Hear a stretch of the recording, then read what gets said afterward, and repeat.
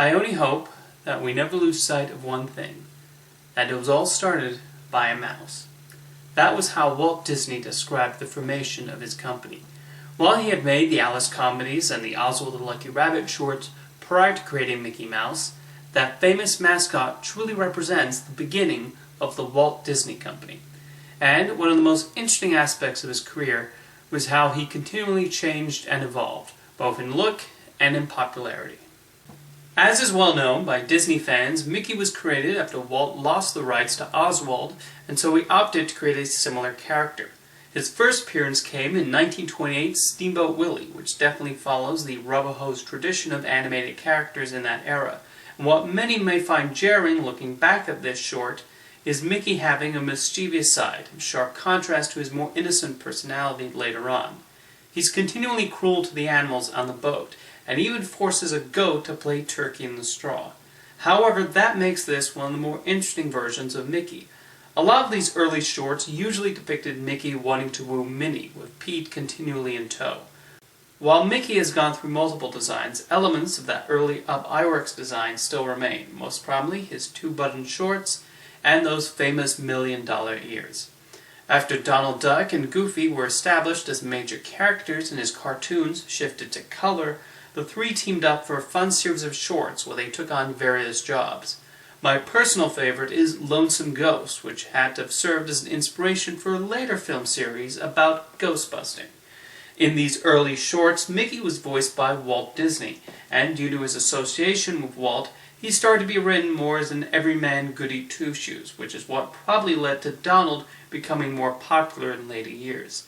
The three of them also share the screen in Mickey and the Beanstalk, a segment taking up half of the feature film Fun and Fancy Free, which was also when soundman Jimmy McDonald replaced Disney as Mickey's official voice.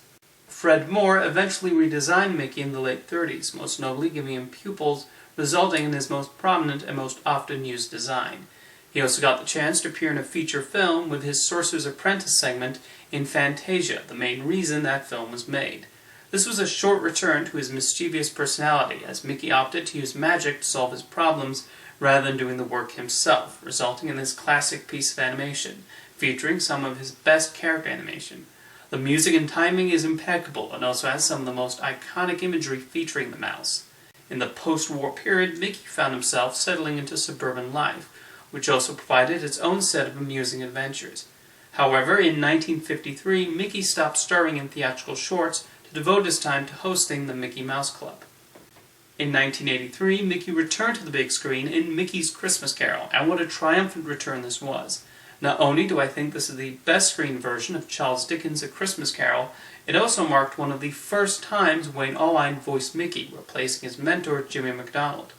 Allwine is the voice I most associate Mickey with his friendly and cheerful greetings and genuine goodwill. Disney would continue to use Mickey in future theatrical shorts, including a new take on The Prince and the Pauper, the infamous Runaway Brain, in which he switched bodies with a monster, and Get a Horse, which lovingly combined classic rubber hose animation with modern computer animation, and even utilized archived vocal recordings from Walt Disney. 1999 saw the launch of Mickey Mouse Works, which created new short segments for Mickey and his friends. For the most part, this continued his goody two-shoes nature, though there were episodes where things in everyday life started to test his patience. Mickey Mouse Works also found room to have special episodes, including one retelling Around the World in 80 Days, and ones in which Mickey fought the Phantom Blot, an arch-nemesis from the Disney comics. In 2001, the series was changed into House of Mouse, wherein the cartoons were shown in a nightclub for various Disney characters. As host of the club, Mickey proved friendly, and the series did a decent job of creating conflict with Pete continually trying to shut down the House of Mouse. For years, artists at Disney Animation tried to give Mickey his own feature-length movie. One idea proposed was the Three Musketeers, which eventually became a direct-to-video animated film, and a pretty good one at that. The animation was nicely done, the characters were well developed, and the songs were a lot of fun. In recent years, Disney has taken Mickey Mouse in a number of directions aimed at a variety of audiences. There was Mickey Mouse Clubhouse, aimed at preschool audiences. A lot of Disney fans apparently don't take too kindly to this series due to its demographic, but honestly, it's harmless enough and an okay way to introduce these characters to one's toddler.